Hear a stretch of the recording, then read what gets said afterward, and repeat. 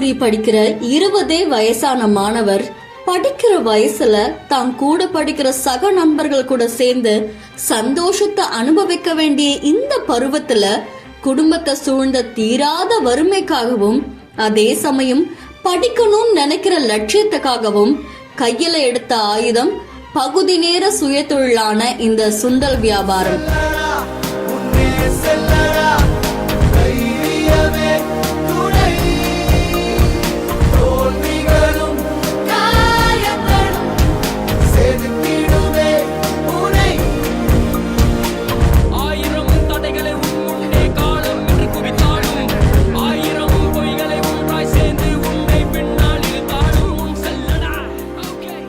கோயம்புத்தூர்ல ஹரிஹரன் அப்படின்றவரு காலேஜ் படிச்சுட்டு இருக்காரு. படிக்கும் போதே தனக்கான ஒரு பிசினஸ் ஸ்டார்ட் பண்ணி நடத்திட்டு வராரு. அது ஓரளவுக்கு நல்ல வருமானம் கொடுக்குது அப்படின்றதையும் அவர் சொல்லியிருக்காரு. சோ ஹரிஹரன் பண்ற பிசினஸ் என்ன அப்படின்னா, இயற்கையா உருவாகிற தானியங்களை வச்சு அவர் ஃபுட்டு தயாரிச்சு அதை சேல் பண்ணிட்டு இருக்காரு. கோயம்புத்தூர்ல உக்கடம் பஸ் ஸ்டாண்ட், அதுக்கப்புறமா மக்கள் நடமாட்டம் எங்க இருக்கோ அந்த இடங்கள்ல இவர் இந்த ஃபுட்டை சேல் பண்றதா சொல்லியிருக்காரு.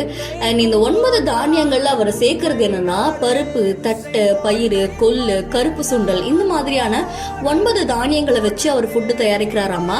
இப்போ வரைக்கும் அவருக்கு ஒரு நல்ல வருமானம் கிடைச்சிருக்கு. இது மூலியமா அவர் அவருடைய எக்ஸாம் ஃபீஸை கட்ட முடியுது, அவர் தம்பியோட எக்ஸாம் ஃபீஸையும் கட்ட முடியுது அப்படின்னு சொல்லியிருக்காங்க.